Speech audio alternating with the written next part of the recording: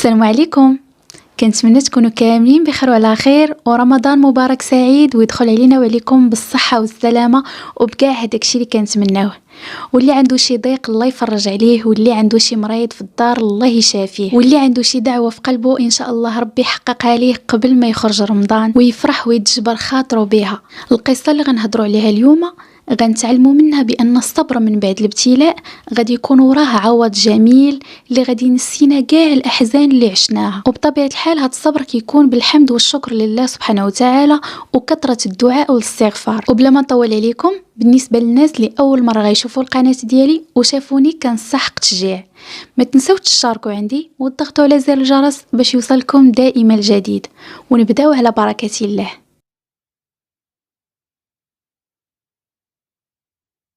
قصة اليوم غادي تدينا عند واحد الشاب سميتو فهد في العشرينات من العمر ديالو، وكيقرا في الجامعة وكيسكن في المدينة المنورة. ملي كان باقي في مرحلة الطفولة كان كيشوف بنت عمتو هند وكيلعب معاها وكتلعب معاه. وبحكم ان البنت في السعودية بمجرد ما كتبدا تكبر شوية كيديروا ليها النقاب، فهد ما غاديش يبقى يقدر يشوفها ولا يلعب ويتواصل معاها، حيت صافي هذيك الساعة ما بقاوش صغار وما كتعتبرش من المحارم ديالو. ولكن عقله كان دائما معاها وكيطلب من الله سبحانه وتعالى باش تكون من النصيب ديالو. هادشي اللي غادي يخليه ملي وصل للسن ديال 20 عام غادي يمشي لعند الاب ديالو وغادي يجيه نيشان الصراحه وغيقول ليه باللي كيبغي بنت عمتو وباغي يتزوج بها. بطبيعه الحال الاب غادي يفرح بزاف لان ولده ما خرجش على تقاليد العائله اللي كانوا كيتزوجوا غير من بعضياتهم، وقرر انه يتزوج من العائله وماشي اي وحده، كانت بنت اختو. داكشي علاش فرح بزاف وكان مفتخر بهذا القرار اللي خداه ولده. وبحكم ان فهد كان باقي كيقرا وما قادرش يتحمل المسؤوليه ديال الزواج، باه غادي يقرر يدير واحد الخطوه اللي كانت في صالح الولد ديالو.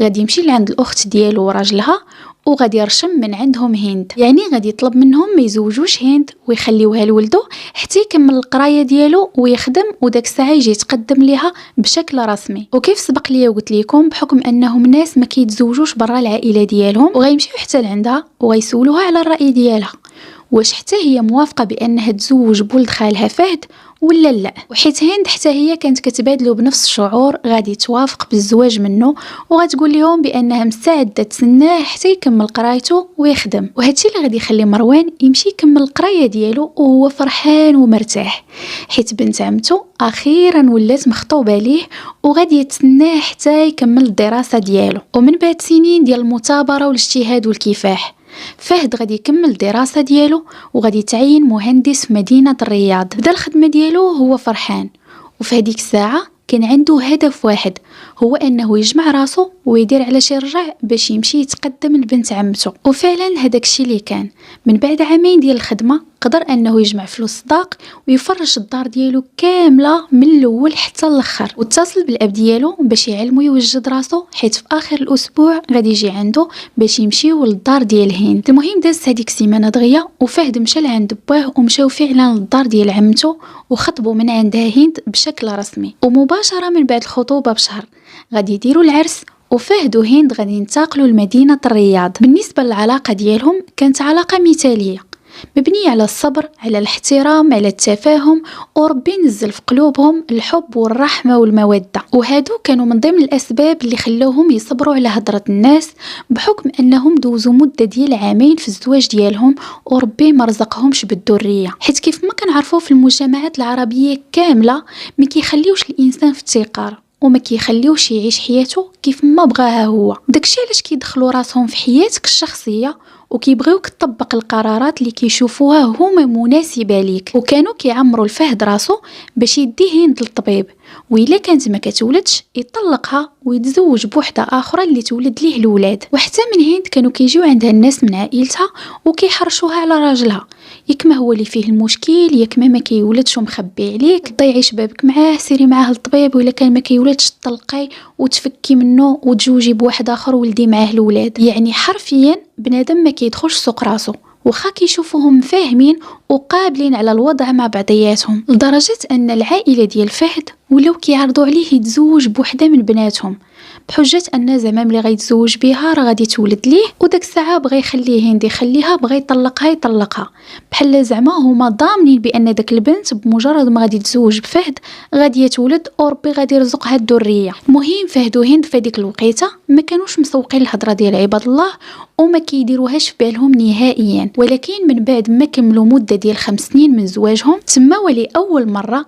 غادي يفكروا انهم يمشيو للطبيب ويشوفوا شنو هو المشكل اللي عندهم. وللاسف من بعد بزاف ديال التحاليل اللي غادي تخرج النتيجه ديالهم كتقول بان فهد هو اللي عنده المشكل الرئيسي وكان عنده ضعف. اما بالنسبه لهند كان عندها مشكل في الغده الدرقيه واللي كان كيسبب لها ضعف في الخصوبه. واخا في الاول تصدموا بزاف حيت كانوا كيتمناو يكونوا عندهم وليدات بتبتو عكس الهضره اللي كانوا كيقولوا عليهم الناس بانهم عقيمين وما يقدروش يولدوا. ولكن بالرغم من هادشي كامل داروا اليقين ديالهم في الله سبحانه وتعالى باللي غادي يجي النهار اللي غادي يجبر بخاطرهم وغادي يرزقهم وليدات. وعام زياده وهما كيسمعوا التجارب ديال الناس مع تاخر الحمل والانجاب، واللي قال لهم راه كاين شي طبيب مزيان كيمشيو لعنده وكيتبعوا معاه شهرين 3 شهور وعاوتاني كيبدلوه وكيمشيو لعند شي طبيب او لا طبيبه اخرى، لدرجه انهم مشاو عند اشهر طبيب كاين في مدينه الرياض، واللي كان اي واحد كيمشي لعنده وكيتبع معاه في الاخير ربي كيرزقو الذريه الصالحه. وبطبيعه الحال الطبيب كيكون ليهم غير سبب،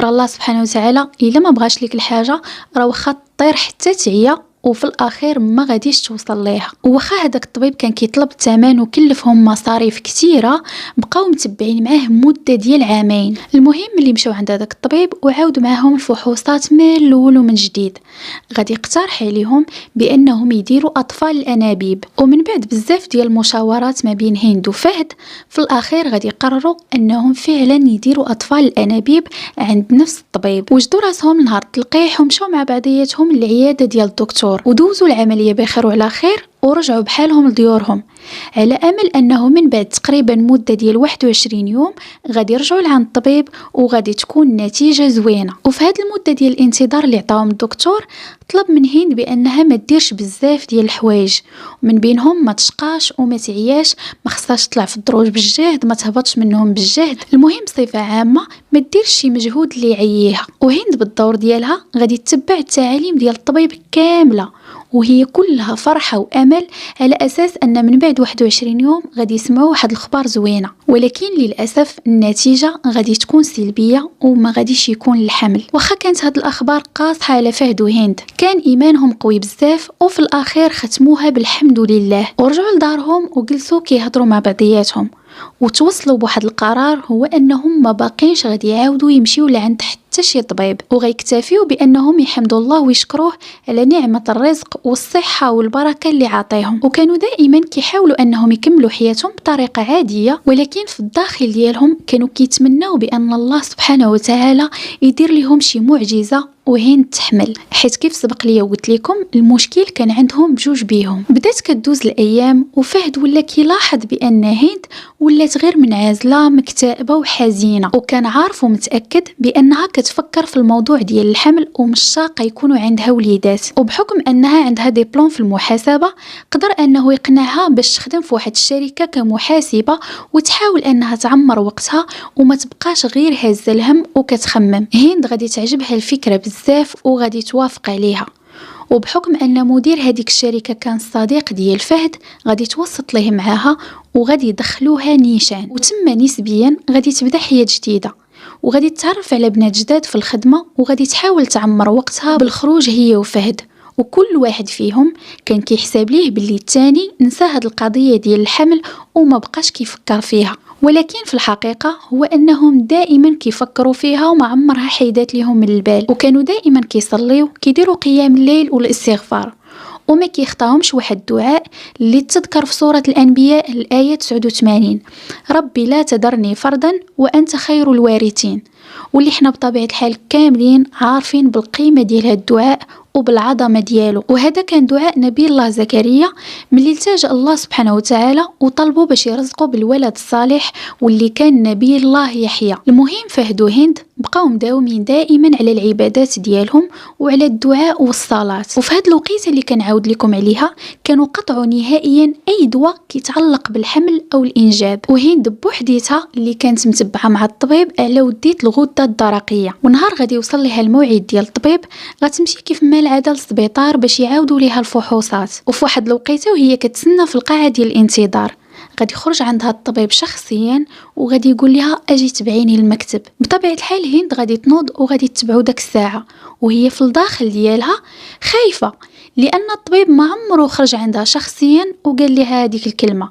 يعني كان دائما كيصيفط لها الممرضه هي اللي كتعيط ليها وكتدخلها حتى للمكتب عنده. جلسات في الكرسي وكتسنى الطبيب غير ينطق بشي كلمه وما يبقاش حال عينو مصدوم في هذيك الورقه ديال التحاليل اللي كانت قدامه. ومن بعد لحظات ديال الصمت الطبيب غادي يقول لها الورقه اللي كاينه قدامي فيها واحد الاخبار اللي صراحه ما خصنيش نقولها لك، ولكن كاجراء روتيني وبحكم انني بغيت نعاود لك التحليله من الاول ومن جديد خاصني نقول لك شنو كاين. وغيبشرها بان التحاليل كيقولوا باللي هي حامله في الشهر الثاني. هند ما تيقاتش الطبيب وقالت لي داك اللعيبه ديال العوده دكتور ما سمعتك شنو قلتي، وتما غيعاود ياكد ليها الخبر اللي قال ليها. في هذيك اللحظه بقات كتبكي بالفرحه والطبيب كيحاول يسكت فيها وكيقول لها ما تعقديش امل كبير خلينا حتى نعاودوا التحاليل. وهي كتقول ليه ماشي مشكل واخا ما يكونش هذا الخبر صحيح، المهم هي اول مره في حياتي غنسمع هذه الكلمه ديال راكي حامله. وهنا غادي يعاودوا لها تحليل الحمل وغادي يتاكدوا فعلا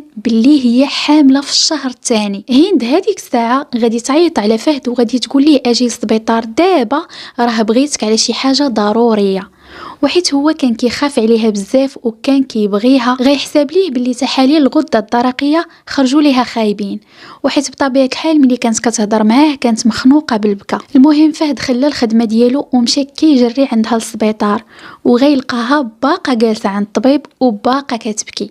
وبمجرد ما غيجلس حتى هو الطبيب غادي يبشره بالخبر ديال الحمل، ومسكين بمجرد ما سمعوه غادي يسجد بالفرحه وغيشكر الله سبحانه وتعالى على زين العطيه اللي عطاه. وبكثره ما مساكن كانوا ما متيقينش هذيك الهضره اللي سمعوها.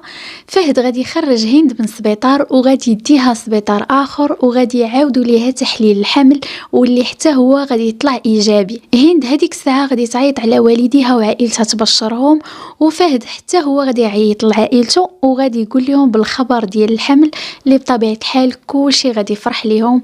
وعاد داك الساعه غادي يتهناو من الهضره ديال بنادم اللي بقات تابعاهم مده ديال 15 عام كامله. وتخيلوا معايا كوبل 15 عام وهو كيسمع الهضره من عند الناس، لا انت ما كتولدش لا هي اللي ما كتولدش، طلقوا من بعضياتكم كل واحد يمشي يتزوج، ربما كل واحد عنده نصيب مع واحد اخر يولد معاه. وعاد زيد على هادشي الهضره ديال الاطباء اللي كتبرد لهم الماء في الركابي ملي كيقولوا لهم باللي عندكم مشكل وحتى واحد فيكم ما يقدر يولد حتى يتعالج منه. وفي الاخير الله سبحانه وتعالى حنتهم كاملين وخلى الهضره ديالهم ما تسوى حتى شي حاجه قدام العظمه ديالو والقدره ديالو. هند بمجرد ما غتسمع خبر الحمل ديالها غتمشي للخدمه وغادي تقدم الاستقاله، وجلسات في دارها وعطاتها للراحه والفشوش حتى النهار اللي غادي تكمل 9 شهور ديال الحمل وغادي يشدها الوجع. وتما فهد غادي يكون حاضر ناظر وغيديها نيشان للسبيطار، واللي بمجرد ما غتدخل ليه غيشوفها الطبيب ديالها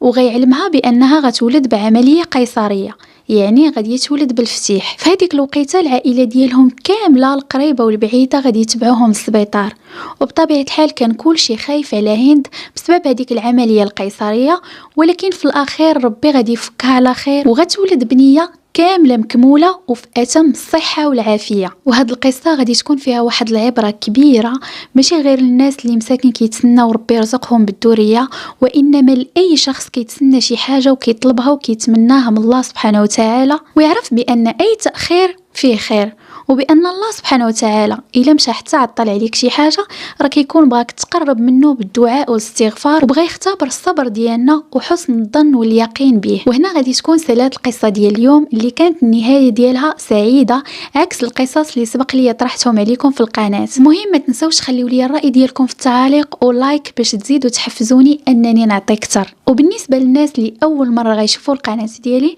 ما تنسوش تشاركوا عندي وتضغطوا على زر الجرس باش يوصلكم دائما الجديد. وبلا ما نطول عليكم نتلاقاو في فيديو جديد ورمضان مبارك علينا وعليكم.